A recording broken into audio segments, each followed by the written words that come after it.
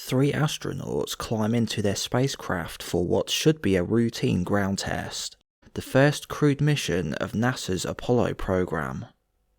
But within minutes, a fire would ignite and spread faster than anyone thought possible. In seconds, three astronauts will be lost, and the entire Apollo program will be thrown into doubt. This is the story of Apollo 1, a tragedy that nearly ended America's journey to the moon before it even began. The 27th of January 1967, Cape Kennedy, Florida, USA.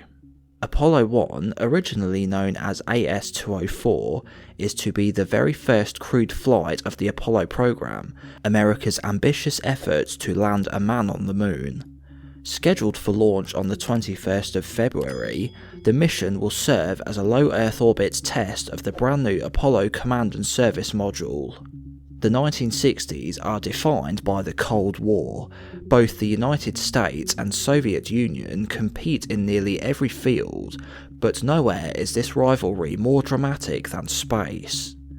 In 1961, Soviet cosmonaut Yuri Gagarin became the first human in orbit, stunning the entire world and putting America on the back foot. In response, President John F. Kennedy pledges that the US will land a man on the moon before the decade is out. NASA has an enormous goal ahead of them, with a strict deadline. By the mid-60s, NASA has had success with Mercury and Gemini. They have learned how to send men into orbit, how to dock spacecraft, and how to conduct spacewalks. The next step is Apollo, a massive program designed to take astronauts further than ever before, to the moon.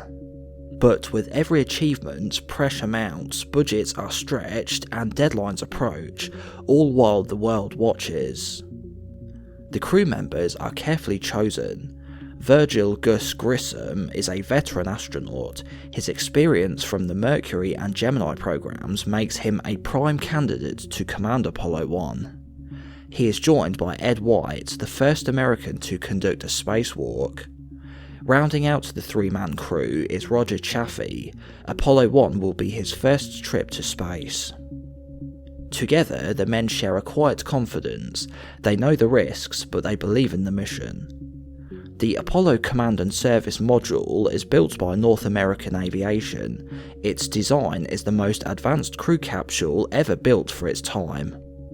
Abbreviated as CSM, it is one of the two main parts of NASA's Apollo spacecraft, acting as the mission's mothership, carrying the three astronauts along with the smaller lunar module. After reaching the moon, the lunar module would separate and descend to the surface, while the CSM remains in lunar orbit. After the lunar module leaves the moon, it reconnects with it and brings the crew safely back to Earth. On the 27th, the crew climbs into the capsule to carry out a ground test ahead of the actual flight scheduled for next month. The goal, check that the spacecraft can operate on its own power with the hatch sealed, just as it would on launch day.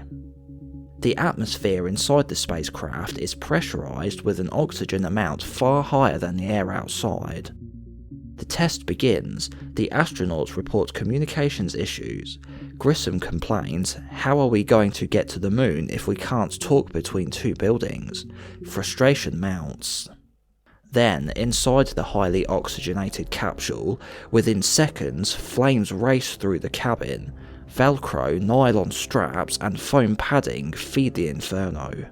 The crew fights desperately. They try to open the hatch, but due to the complicated latch system, even under the best of conditions, it takes over 90 seconds to open, time they do not have. In just 17 seconds, the fire consumes all available oxygen. Thick smoke and flames overwhelm the astronauts.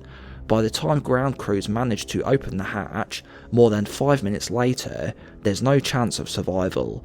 All three men are lost. The investigation reveals harsh truths. The cabin was filled with flammable materials. Wiring was poorly protected.